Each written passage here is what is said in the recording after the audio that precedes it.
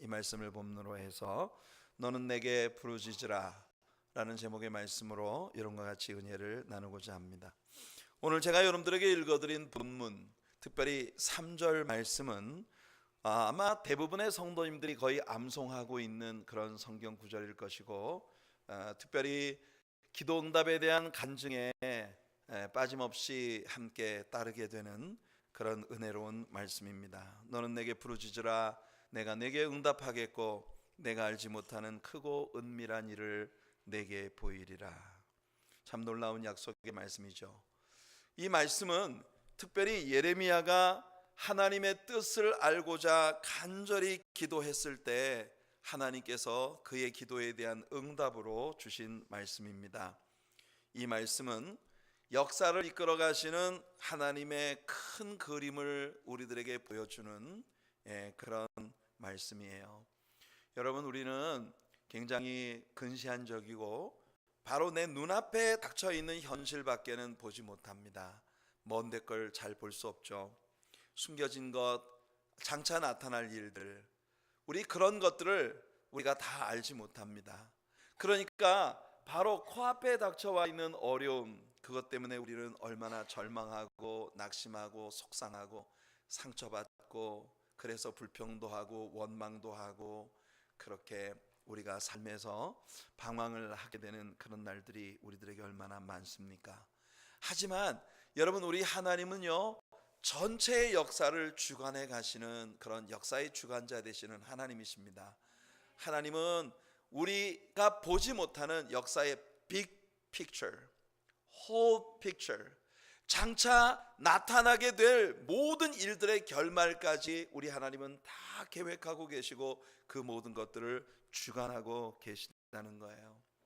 그래서 우리가 살아가는 삶의 모든 현장에서 하나님이 주관하시는 그런 큰 그림을 읽을 수 있는 시야를 갖도록 하나님께 우리는 기도해야 하는 것입니다.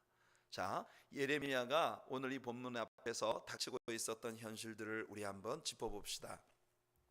하나님은 이제껏 유다 백성들이 저질렀던 죄에 대해 신랄하게 지적하셨고, 그에 따른 징계로서 장차 바벨론의 포로가 되어 사로잡혀 가게 되리라고 하는 말씀을 지금까지 계속 해오셨어요.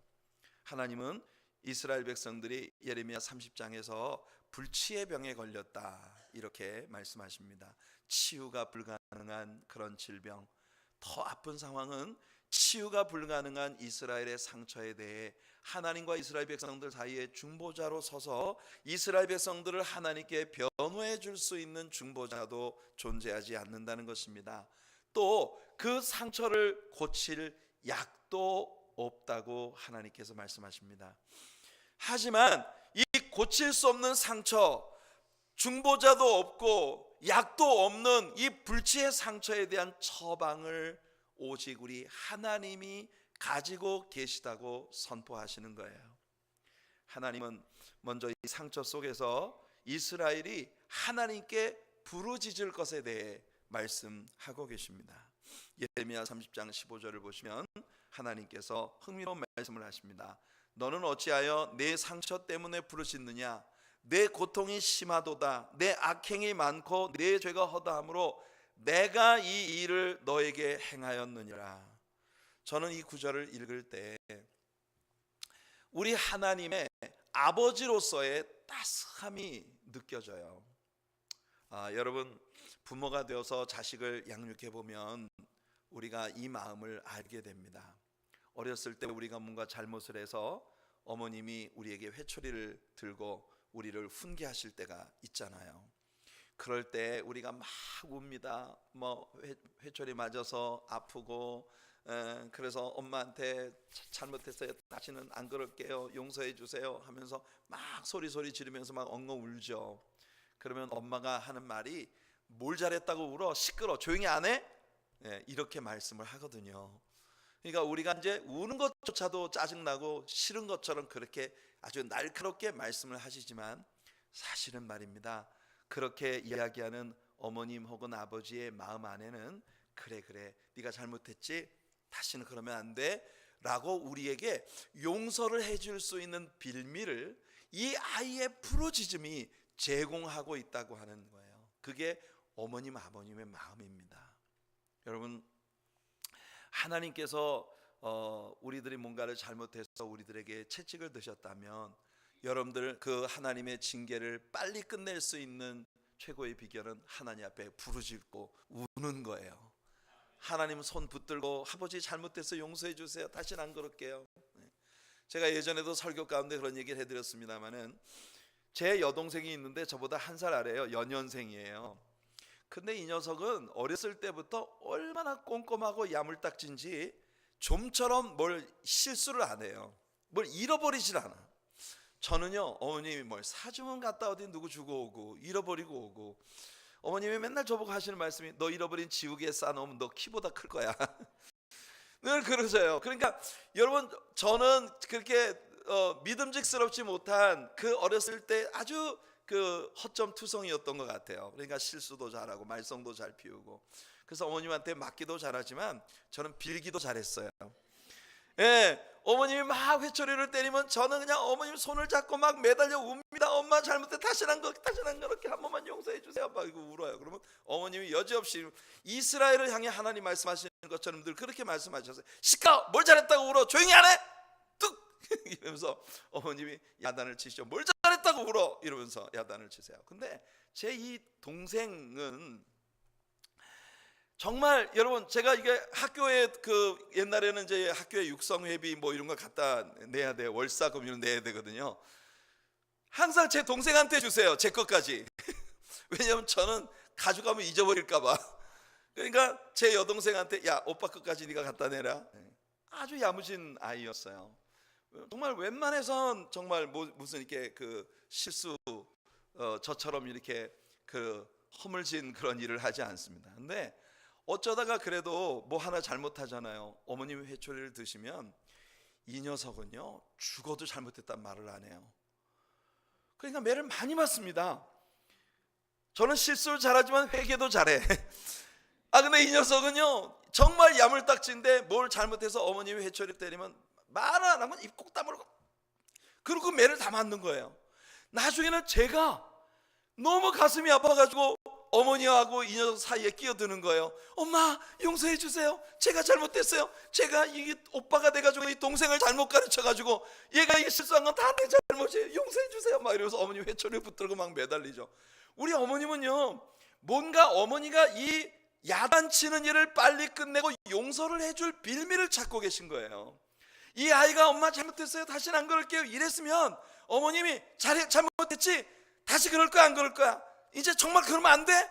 이렇게 말을 하면서 야단치는 일을 끝낼 그 찬스를 얻고자 하시는데 이 녀석은 이 kok담을 가만히 있는 거예요. 그래서 제가 나중에 어른이 되고 목사가 되어서 하나님 말씀을 공부하면서 지금 하나님께서 예레미야 선지자에게 애태우며 말씀하시는 것이 바로 이런 광경이에요.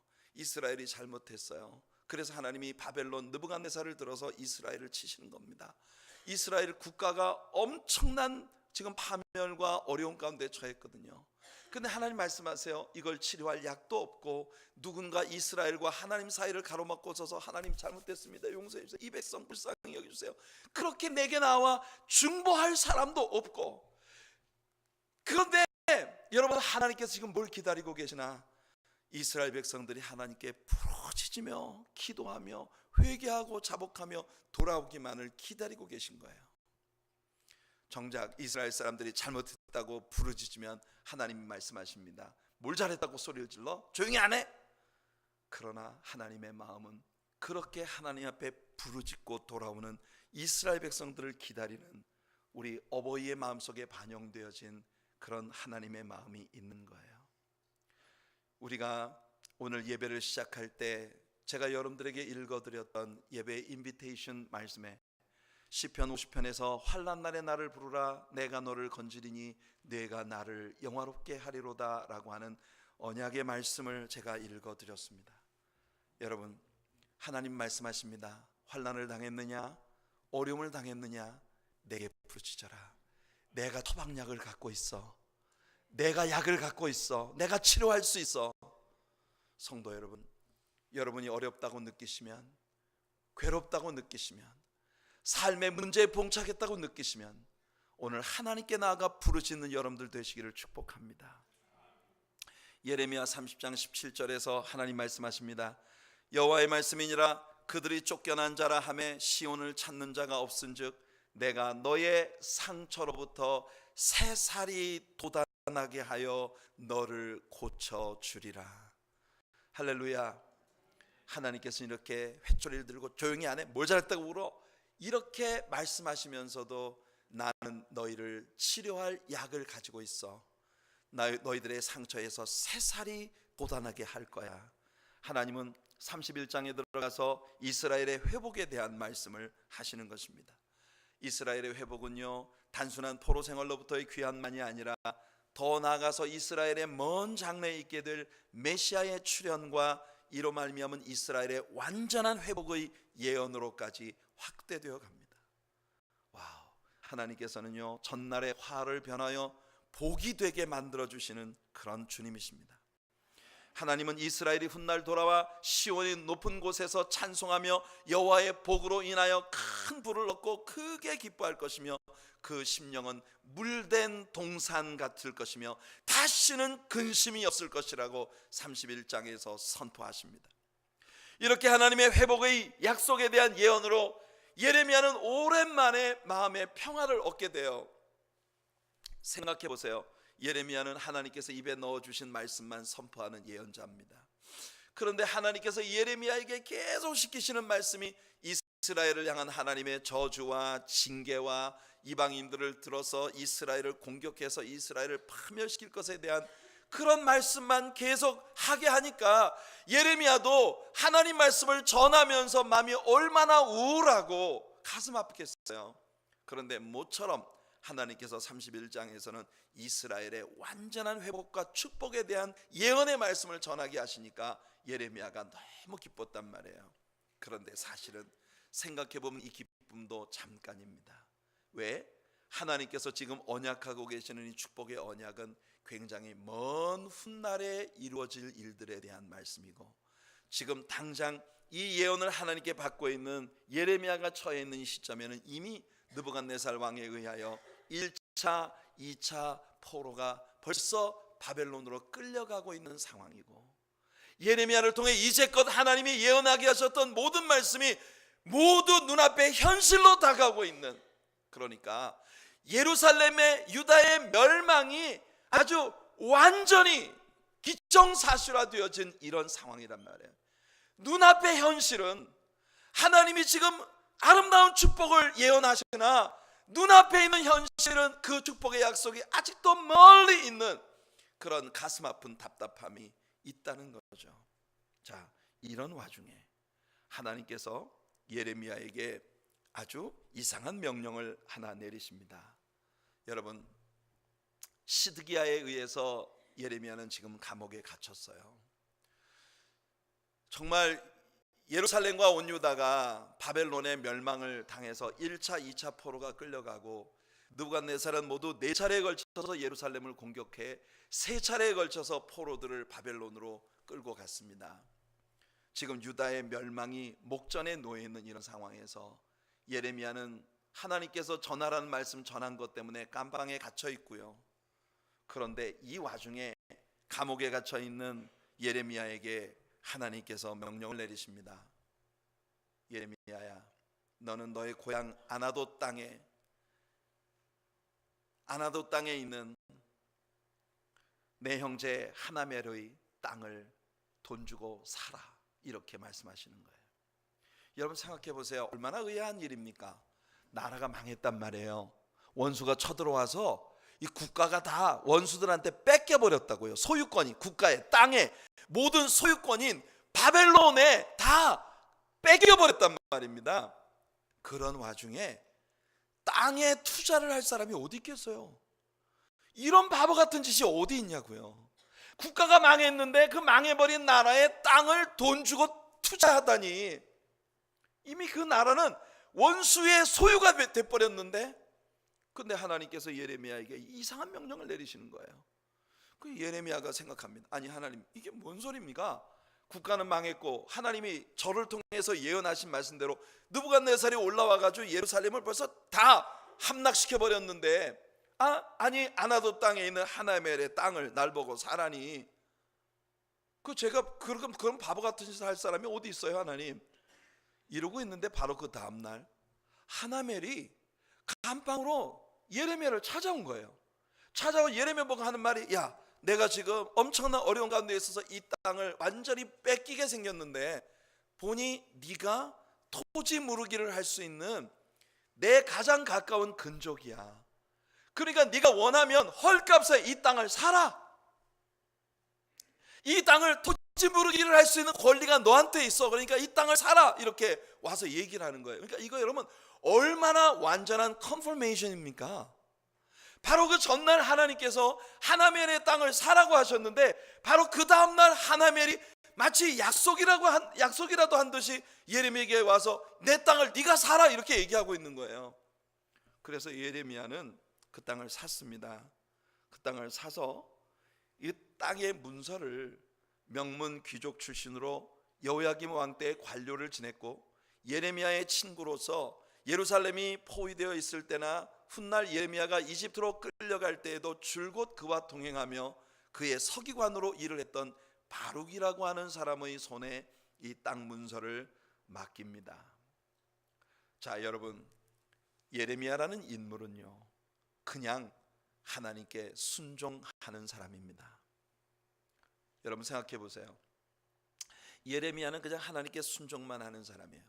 그런데도 그 순종의 결과가 뭡니까? 열심히 순종하는데, 그런데 이 사람은 지금 감옥에 갇혀 있어요. 지금 그에게는요 이해가 안 되고 풀리지 않는 문제들이 산적해 있는 거예요. 정말 이해하기가 어려웠을 겁니다. 난 그저 하나님 말씀에 순종만 했을 뿐인데 왜 나 감옥에 갇혀서 이 고생을 해야 돼요? 감옥에 있는 나에게 왜 갑자기 땅을 사라고 하시는 거예요?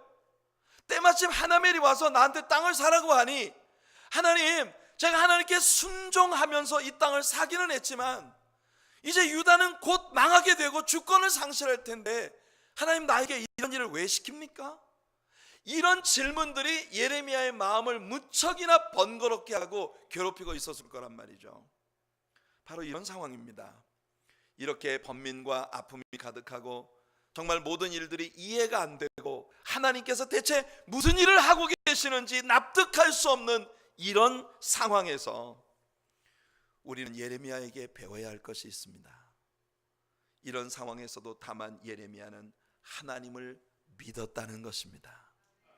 뭔가 뜻이 있으실 거야. 분명히 하나님은 아름다운 일을 계획하고 계실 거야. 내 눈에 보이지 않지만, 지금 나타나지 않았지만 이 어려운 시간이 지나고 나면 하나님이 계획하신 완전한 열매가 나타나는 날이 올 거야. 왜냐하면 그분은 천지를 주관하시는 하나님이시고 그분은 나의 아버지이시며 그분은 선하시니까.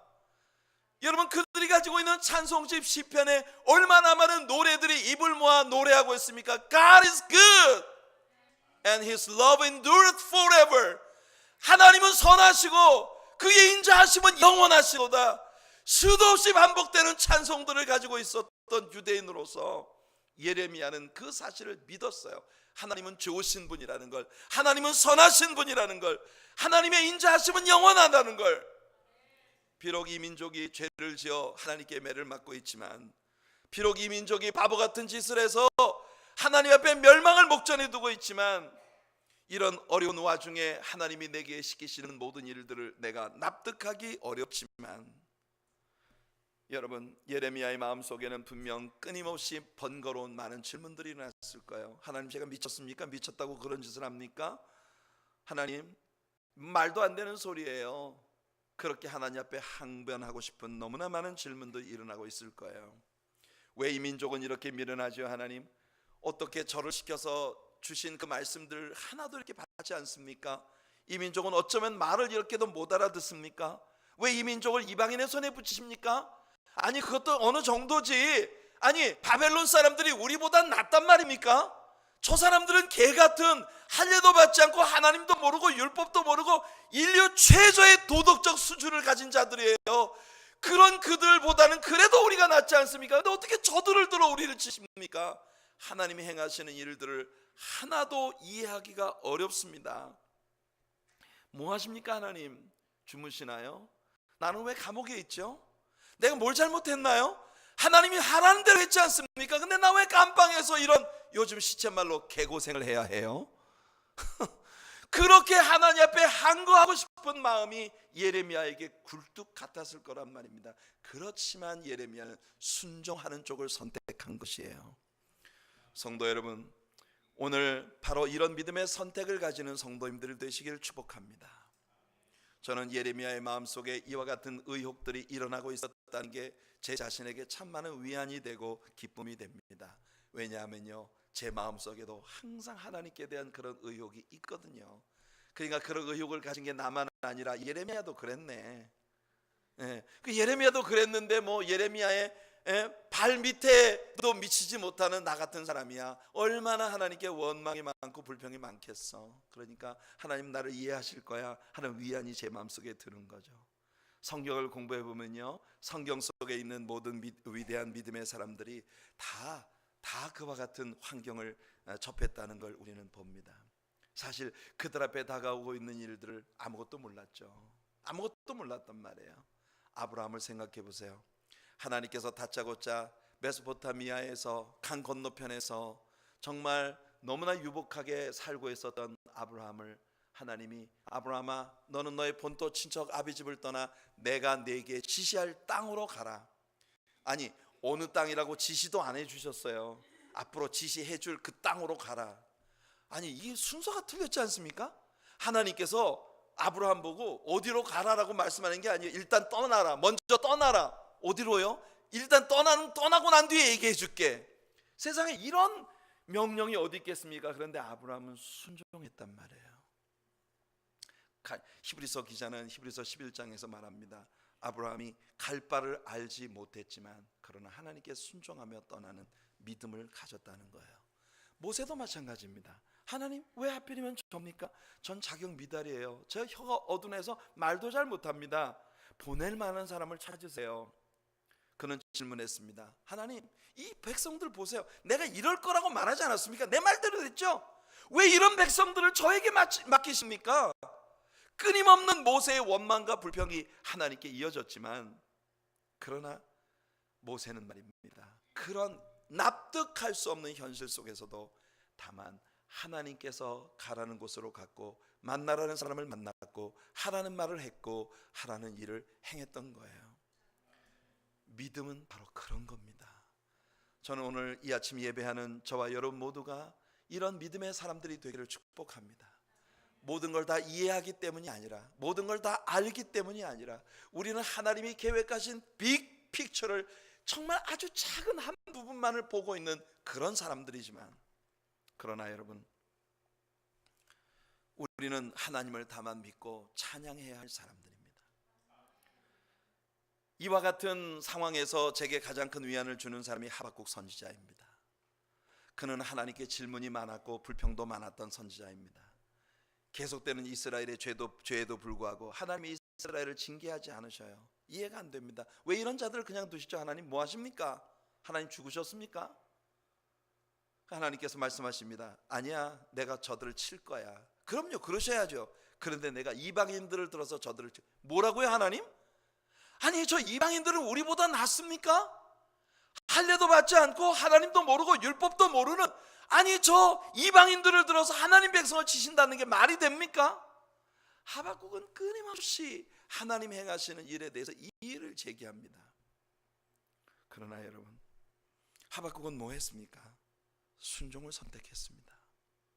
비록 무화과나무가 무성치 못하며 감람나무에 소출이 없으며 포도나무에 열매가 없고 우리의 양이 없고 외양간 송아지가 없어도 오직 나는 여호와 하나님으로 인하여 찬양하리로다. 중요한 것은 이렇게 성경에 나타난 이 모든 사람들이 우리들처럼 아무것도 알지 못했지만 의욕투성이었지만 다만 하나님께 순종하는 길을 선택했다는 것입니다. 저도 마찬가지의 길을 가고 싶습니다. 제가 뭘 알겠습니까? 하나님의 그 크신 뜻과 섭리를 어떻게 이해할 수 있겠습니까? 저는 많은 때에 정말 하나님께 묻고 싶어요. 하나님 제게 왜 이러십니까? 왜 제가 이런 일을 당해야 하죠? 왜 하필이면 접니까? 아니 어떻게 이런 일이 벌어질 수 있어요? 아니 왜 하나님 저한테만 참으라 하세요? 왜 하나님은 저한테만, 제가 뭘 그렇게 잘못해서 모든 일을 나만 당해야 합니까? 왜 저만 계속 이렇게 어려움을 참아야 하죠? 이런 말을 하나님께 쏟아놓고 싶은 생각이 굴뚝 같을 때가 한두 번이 아니란 말이죠. 하지만 하나님께서 제게 시키신 일을 순종할 수밖에 없습니다. 왜냐하면 제 인생에서 얻은 경험은 그렇게 하는 것이 가장 지혜로운 일이라는 것이 분명하기 때문입니다. 성도 여러분, 주님께 순종하는 쪽을 선택하는 저와 여러분들이 되기를 바랍니다. 예레미야 32장 24절과 25절의 말씀을 보세요. 보옵소서, 이 성을 빼앗으려고 못 만든 참호가 이 성에 이르렀고 칼과 기근과 전염병으로 말미암아 이 성이 이를 치는 갈대아인의 손에 넘긴 바 되었으니 주의 말씀대로 되었음을 주께서 보시나이다. 주 여호와여, 주께서 내게 은으로 밭을 사며 증인을 세우라 하셨으나 이 성은 갈대아인의 손에 넘기신 바 되었나이다. 예레미야는 하나님, 대체 저에게 뭘 원하시는 겁니까? 납득할 수 없는 어려움을 이렇게 토로하고 있는 거예요. 바로 이와 같이 예레미야가 감옥에서 이유를 알 수 없는 여러 가지 어려움 속에서 하나님 앞에 원망 섞인 기도를 시작할 때, 그때 하나님께서 예레미야에게 주신 응답이 바로 오늘 우리들의 본문이라는 거예요. 본문을 제가 다시 한번 읽어드릴게요. 이런 마음을 가지고 하나님께 원망하고 있는 예레미야에게 주시는 하나님 말씀을 들어보세요. 예레미야가 아직 12대 뜰에 갇혀 있을 때 여호와의 말씀이 그에게 두 번째로 임하니라. 이르시되 이를 행하시는 여호와, 그것을 만들며 성취하시는 여호와, 그의 이름을 여호와라 하느니가 이와 같이 이르시도다. 너는 내게 부르짖으라. 내가 내게 응답하겠고 내가 알지 못하는 크고 비밀한 일을, 은밀한 일을 내게 보이리라. 여러분, 하나님은 이 말씀 속에서 하나님이 누구신지를 세 가지로 설명하십니다. 첫째, 하나님은 일을 행하시는 여호와이십니다. 하나님은 절대로 쉬지 않으세요. 주무시지 않으세요. 우리가 오늘 찬양했습니다. 내가 산을 향하여 눈을 들리라. 나의 도움이 어디서 올꼬? 여러분, 나의 도움이 어디서 옵니까? 천지를 지으신 여호와 하나님께로부터 옵니다. 그는 내 우편에 그늘이 되셔서 낮에 해도 나를 상치 못하고 밤에 달도 나를 해치 못하도록 졸지도 아니하시고 주무시지도 아니하시며 나를 지켜주시는 주님이시라고 시편 121편이 선포하고 있는 거예요. 하나님은 쉬지 않으십니다. 나오미는 보아스의 약속을 받고 돌아온 며느리 룻에게 말했습니다. 룻기 3장 18절입니다. 이에 시어머니가 이르되 내 딸아, 이 사건이 어떻게 될지 알기까지 앉아 있으라. 그 사람이 오늘 이 일을 성취하기 전에는 쉬지 아니하리라 하니라. 사랑하는 성도 여러분, 바로 이 시점에 보아스는 예수 그리스도의 모형적인 그림자입니다. 예수님은요, 여러분들 향한 구속의 약속이 완전히 성취될 때까지 쉬지 않으시는 주님이십니다. 오늘 주경배 찬양대가 고백했지 않습니까? 왜 우리를 이렇게 사랑하시는지, 왜 그런 엄청난 희생을 주께서 즐거이 감수하셨는지. 주님은요, 쉬지 않으시는 주님이십니다. 그렇게 우리를 끊임없이 사랑하시고 끊임없이 우리를 인도하시며, 여러분, 우리가 우리 자신의 실수와 허물과 죄로 말미암아 완전히 징계 가운데 처해 있는 상황에서도 하나님은 우리를 포기하지 아니하시고 우리를 쉬지 않고 사랑하시는 주님이시라는 거예요. 느부갓네살에 의해서 예루살렘이 멸망을 당합니다. 유다가 멸망을 당한 후에도 하나님은 쉬지 않으셨다는 걸 우리는 계속 배워왔어요. 느부갓네살에게, 그 다음에 느부갓네살 이후에 일어난 벨사살 임금에게, 그 후에 메대와 파사 연합 군대가 이 바벨론을 완전히 정복할 때 다리오와 고레스라고 하는, 여러분, 메대와 파사의 왕들을 사용하신 우리 하나님, 결국 고레스 왕에 의하여 유다가 멸망한 지 70년 만에 유다 백성들은 예루살렘으로 돌아가 하늘의 하나님 여호와를 위하여 성전을 짓고 왕과 왕자들의 아내를 위하여 거기서 기도하라 하는 포로 귀한 명령이 떨어지기까지 우리 하나님은 쉬지 않으시고 역사의 뒤안길에서 역사를 움직여 가셨다는 거예요. 오늘 여기 본문 말씀을 말입니다. 2절 말씀을 뉴 킹 제임스 버전에서 찾아보면 이 부분에 대한 해석이 상당히 우리 한글 해석보다 확실해집니다. 2절 말씀을 뉴 킹 제임스 버전에 보면 이렇게 되어 있어요. Thus says the Lord who made it. 모든 일을 이루셨다는 말이 who made it, 모든 것을 만드신 여호와 하나님께서, the Lord who formed it, 그 모든 일을 조성하신 우리 하나님께서 to establish it, 그 모든 일들을 확정하시고 세우신 하나님께서 이제 말씀하시느니라. 여호와가 그의 이름이신 그분이 이제 말씀하시느니라. 여러분, 여기에서 세 가지 동사가 사용되고 있는 걸 봅니다. Made it, formed it, established it. 여러분, 이 세 개의 단어가요, 하나님의 창조의 역사를 묘사하는 히브리어의 아주 중요한 세 가지 동사입니다. 먼저 일을 행하는 여호와라고 할 때 일을 행하신다는 말은 아사, making, who made it, making입니다. 이런 아사라고 하는 단어는 하나님이 천지를 창조하셨을 때 무에서 유, 아무것도 없는 것에서 무에서 유를 창조하셨을 때 이것은 바라입니다. 이 바라라고 하는 동사는 무에서 유를 창조해내는, 그러나 아사, 여기 말하는 make, made it, 이 말은요, 이미 하나님이 지으신 것들을 접합시키고 디자인해서 완전히 새로운 물건을 만들어내는 게 아사입니다. 여러분, 기존에 존재하는 나무를 디자인에 의해서 켜서 접합하고 붙이고 해서 이런 포디움이 만들어지는 것처럼, 이 폴핏이 만들어지는 것처럼, 그것이 바로 메이킹, 아사예요. 하나님은 그렇게 하시는 분이십니다.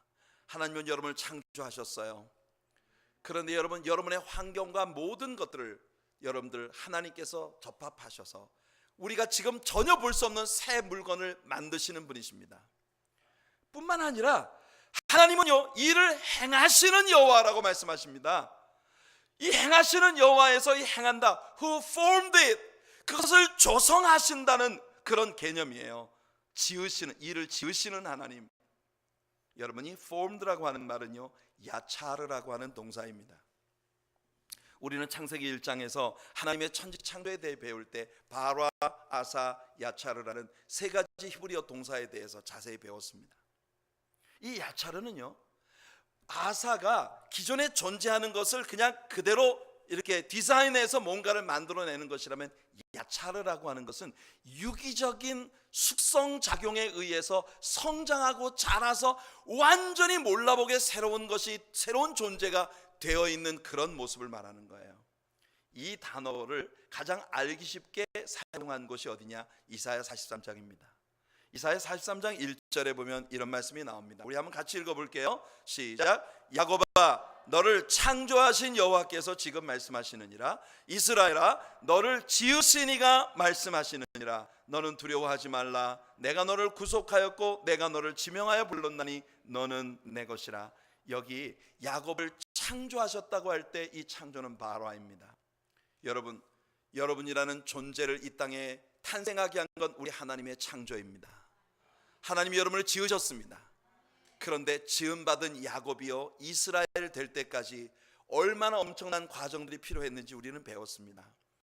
야곱은 힐 캐처리예요. 남의 발꿈치를 잡는 자, 앞에 가는 사람 딴지를 걸고 그 어드밴티지를 누리는 아주 야비한 스타일의 삶을 사는 사람, 그런 야곱이 변해서 to be ruled by God, 하나님의 통치를 받고 다스림받는 완전한 하나님의 백성으로서 이스라엘이라는 사람이 될 때까지 하나님은 야곱을 수도 없이 환경을 통해서 때리고 깨뜨리고 벗겨내시고 성숙시키셔서 마침내 환도뼈까지 뽑아내시면서 그를 하나님 앞에 완전히 복종하는 영성, 깊은 영성을 가지고 죽음의 침상에서 12아들들의 미래를 예언하는데, 메시아에 대한 확실한 예언을 12아들들에게 하고 있는 깊은 영성의 사람이 되게 만드신 거예요. 성도 여러분, 이것이 바로 야차르입니다. 일을 지으시는 하나님, 조성하시는 하나님, 포밍 하시는 하나님, 그 하나님께서 지금 여러분들을 다루고 계시다는 사실을 믿으시기를 축복합니다. 야곱이 이스라엘이 되기 위하여, 여러분들, 우리는 참 많은 때 우리에게 이루어지는 일들에 대해 납득하기 어렵습니다.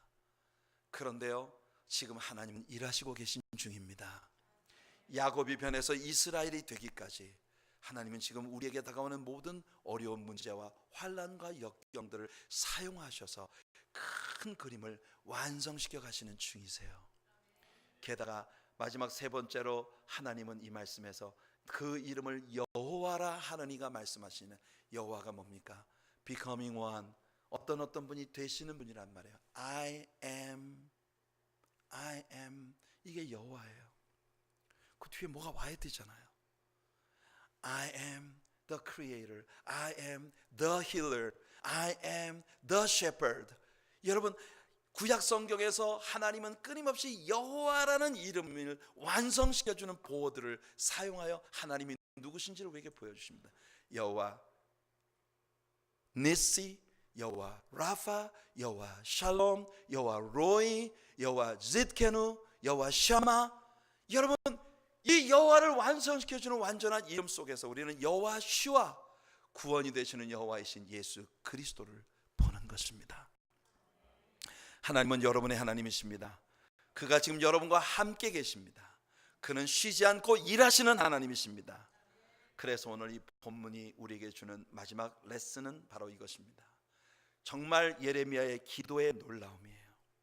예레미야는 기도를 말입니다. 어처구니 없는 원망과 불평으로 시작을 했단 말입니다. 그런데 원망과 불평으로 하나님께 부르짖던 그의 기도를 사용하셔서 하나님은 예레미야로 하여금 먼 훗날 오실 메시아 예수 그리스도에 대한 완전한 예언을 하게 합니다. 여러분, 이것이 기도의 능력이고 이것이 기도의 은혜예요. 예레미야 33장 14절로 16절 말씀을 한번 읽어볼게요. 예레미야 33장 14절부터 16절입니다. 같이 한번 읽어볼게요. 시작. 여호와의 말씀이니라. 보라, 내가 이스라엘 집과 유다 집에 대하여 일러준 선한 말을 성취할 날이 이르리라. 그날 그때에 내가 다윗에게서 한 공의로운 가지가 나게 하리니 그가 이 땅에 정의와 공의를 행할 것이라. 그날에 유다가 구원을 받겠고 예루살렘이 안전히 살 것이며 이 성은 여호와는 우리의 의라는 이름을 얻으리라. 할렐루야. 여호와 짓케누, 여호와 하나님의 의.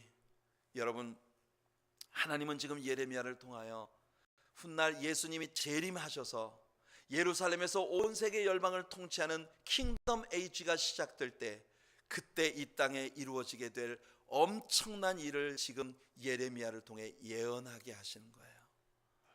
정말 놀라운 건 말입니다. 예레미야도 저나 여러분같이 평범한 한 사람에 불과하다는 겁니다.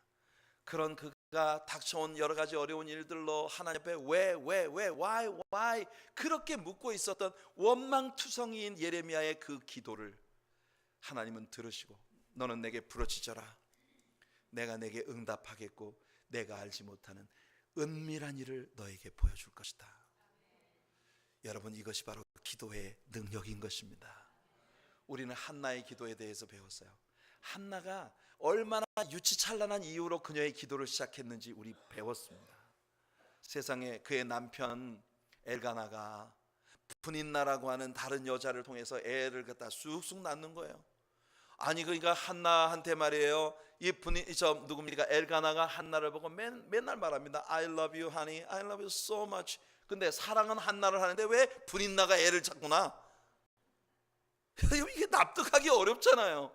그러니까 한나가 화가 나는 거예요. 저 분인나 저거 그냥 아주 그냥 내가 아들 하나만 낳기만 해봐라. 넌 아주 능지처참이야. 한나는 마음속에 분인나에 대한 말할 수 없는 원망과 미움이, 너는 하여튼 내 아들 반쪽만 낳았다 하면 넌 끝이야. 이런 말이죠. 유치찬란한 이유를 가지고 하나님 앞에 엎드려 울기 시작한 거예요. 하나님, 아들 하나만 주시옵소서. 하나님은 반쪽이라도 주시옵소서.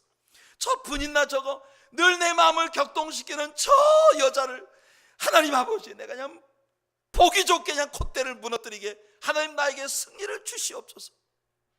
이런 유치하기 짝이 없는 질투심과 분노로 한나는 기도를 시작했단 말입니다. 여러분, 우리가 왜 하나님 앞에 기도로 엎드릴 수밖에 없는 환경을 우리에게 조성하시는지 압니까? 우리의 기도는 그렇게 다 유치하게 시작하는 거예요. 하나님 아버지, 돈 좀 많았으면 좋겠습니다. 하나님, 내게는 왜 건강을 안 주십니까? 하나님, 왜 나는 이렇게 빨리 직장이 안 나오는 거예요? 대체 하나님 나 어떻게 살으라고? 나 하나님 잘 믿는데 이만하면 잘 믿지만 얼마나 더 합니까 하나님? 내가 교회 얼마나 충성하고 목사님 하라는 대로 다 하잖아요. 왜 나 안 도와주세요 하나님? 왜 이러십니까? 우리는 다 이렇게 기도를 시작하는 겁니다. 그런데 그렇게 한나가 계속 하나님 앞에 기도를 하다가 어느 날 갑자기 한나의 목적이 아닌 하나님의 목적을 깨닫게 되는 거예요. 한나가 그 기도를 하고 있었던 시대는 사사기 말년입니다. 이스라엘이 총체적으로 타락해 있었던 시대예요. 솔직히 말해서 이스라엘의 모든 남자라고 생긴 남자들이 전부 다 하나님 앞에 문제를 갖고 있었던 바로 그 시대입니다. 그런데 이스라엘에 남자 하나 또 태어나게 해달라고 하는 기도가 하나님께 관심이나 있겠습니까? 이스라엘의 모든 남자들이 하나님 속썩이고 있는 시대인데, 그런데요 한나가 뭘 보았느냐면 바로 동시대에 삼손이라고 하는 사사가 태어난 것을 보았어요. 삼손도 부모님이 불임이었어요. 아기를 낳지 못했는데 하나님께서 그들에게 삼손이라는 아들을 주시면서 그 평생의 나시른으로 그 아들을 내게 바쳐라. 삼손을 통해 하나님은 일하고자 하셨던 거예요. 그런데 삼손도 그렇게 신통치 않았잖아요. 이것을 보고 한나는 깨달은 겁니다. 아, 그렇구나. 이 시대에 남자아이 하나 더 태어나는 건 하나님께 아무 관심도 없는 일이구나. 그래서 한나의 기도가 바뀐 겁니다. 하나님 제게 아들 하나만 주십시오. 하나님 마음을 시원하게 해드릴 수 있는 깊은 영성을 가진 나시린 하나 제가 키워보겠습니다. 여러분, 유치찬란한 이유로 시작된 그녀의 기도는 이렇게 기도가 계속되다가 드디어 그녀의 목적이 아닌 주님의 목적을 위한 기도로 전이 된 것이에요. 여러분들에게 이런 날이 오게 되기를 축복합니다. 이런 날이 속히 오게 되기를 축복합니다. 그래서 하나님은 한나에게 아들을 주신 겁니다. 사무엘에는 아들을 주신 거예요. 사사시대로부터 선지자시대로 완전히 역사의 스테이지가 전환되어지는 과정에서 정말 최고의 역사의 전환점에 쓰임받은 위대한 하나님의 사람 사무엘을 그렇게 한나는 낳은 것입니다. 하나님, 우리 하나님의 사랑교회를 통해서 그런 역사를 이루고 싶어 하십니다. 하나님, 오늘 이곳에서 주님을 예배하는 저와 여러분들을 들어 이 역사의 전환점에서 하나님의 위대한 역사를 이루어 하나님 마음을 시원하게 해드릴 수 있는 또 하나의 역사를 이루고자 하십니다. 그래서 하나님은 우리가 부르짖기를 원하시고 계세요. 그래서 우리가 하나님께 부르짖을 수밖에 없는 이유들을 우리들의 삶에 자꾸만 가져다 주시는 거예요. 성도 여러분, 오늘 하나님께 부르짖읍시다. 그러면 하나님이 우리에게 응답하실 뿐 아니라 우리가 상상도 할 수 없었던 크고 은밀한 일들, 크고 비밀한 일들, 우리를 통해 계획하신 하나님의 위대한 역사를 기도하는 저와 여러분들을 통해 나타내 주실 줄로 믿습니다. 이 은혜를 함께 구하는 저와 여러분들이 되기를 축복합니다. 너는 내게 부르짖으라. 그 기도에 대한 응답만 아니라 상상도 할 수 없었던 크고 비밀한 일들을 우리들의 기도를 통해 하나님이 이 땅에 나타내시는 위대한 역사가 우리의 교회와 우리 사랑하는 성도님들의 개인적인 삶을 통해 날마다 열매로 나타나게 되기를 예수님 이름으로 축원해 드립니다.